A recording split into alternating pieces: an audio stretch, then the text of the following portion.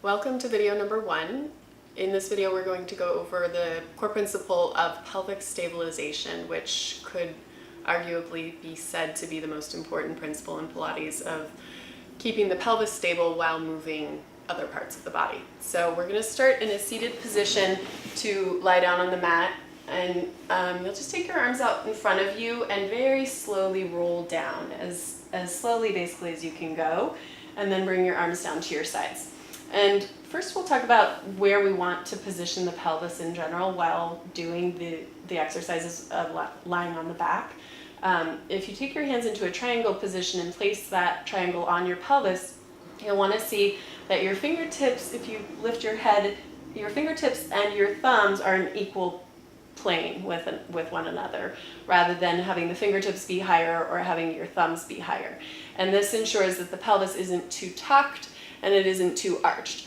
This is not probably universally true for 100% of the human population, but for a very, very large percentage of people, this is going to feel like a position that may not be the most natural, but it's the most stable and well aligned for all the parts of the body. So from that place of keeping the triangle parallel with the floor, you'll take an inhale, feeling your breath big into the mat behind you, and then on your exhale you can lift one knee up above the hip and then inhale and bring it back down.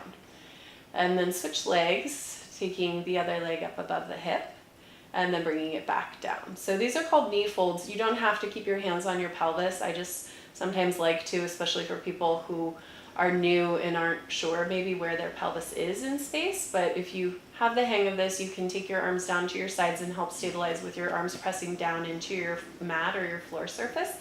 And then if you'd like more challenge for more of a level 2 on this exercise, you can keep one knee up in the air and then exhale the other knee up to meet it. And from there, this is also called knee folds. Sometimes it's also called running in place. You can tap either the toes or the heels on the mat, and you might not even go all the way to the mat. That's fine if you just go halfway down and then lift, or you can, for even more challenge, for more of level 3, take both legs down. And the thing to watch for is you don't want to let your back come off of the mat if you go all the way down, because then you're using your back muscles to pull your legs back up. So you'd want it to be really, really controlled in the core while letting the legs come down. And they probably won't come quite all the way to the floor. So from there, go ahead and set one leg and then the other leg back down on the mat. Take your hands behind your head, and I like to interlace the fingers all the way so that the head is really supported, well supported. And I like to have the elbows a little bit forward rather than all the way up to the sides here, so that the shoulders can relax all the way. And on your exhale again, you'll lift your head and just curl up away from the mat until you feel some challenge in your upper abdominals, and then inhale and come back down. So the exhale we usually try to do on the hardest part of the exercise, because it actually helps facilitate an abdominal contraction.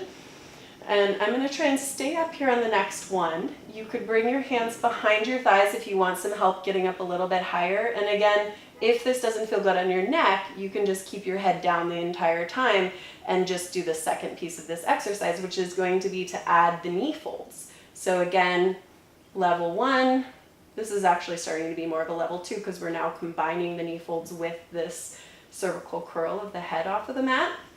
But you can then leave a leg in the air and add your running in place, or you could do that with both legs.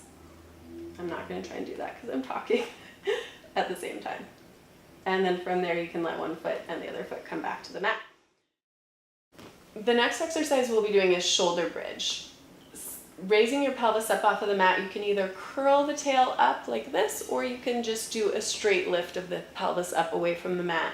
But you want to feel your heels really pulling back towards your hips, which might feel like you're sending your knees forward, and to get that full activation of the back side of the leg. And you also want to do a little bit of a tuck of the pelvis here, so feeling like your tail is reaching down towards your knees. And from there, we're going to inhale at the top and then use an exhale to roll your spine back onto the mat from the top to the bottom and let the pelvis go all the way back to neutral. Sometimes that step is forgotten, so we'll do that one more time. Inhaling to lift the hips. This next part is going to be more reasonable to ask of your body if your feet are all the way together. So you can place your feet together now if they're not already. And we're going to try and lift a leg up at the top. So this is essentially, again, combining the knee fold with the shoulder bridge now. And you can just lift one knee up above the hip and bring that foot back down and switch sides.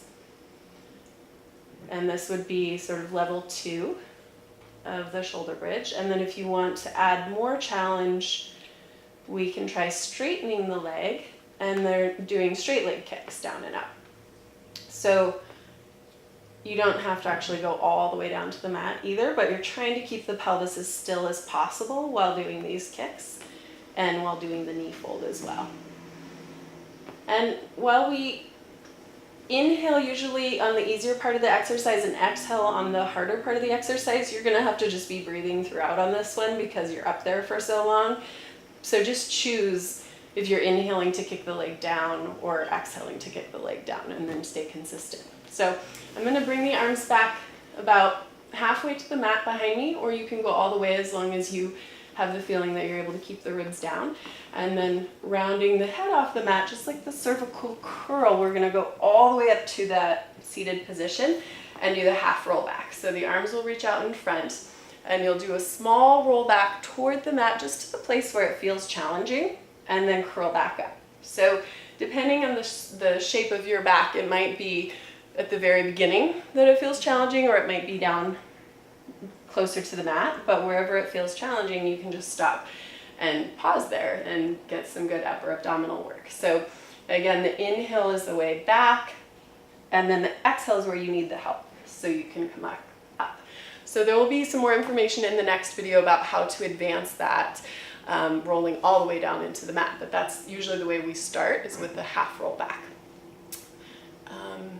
That's it for video number 1, and see you in video 2.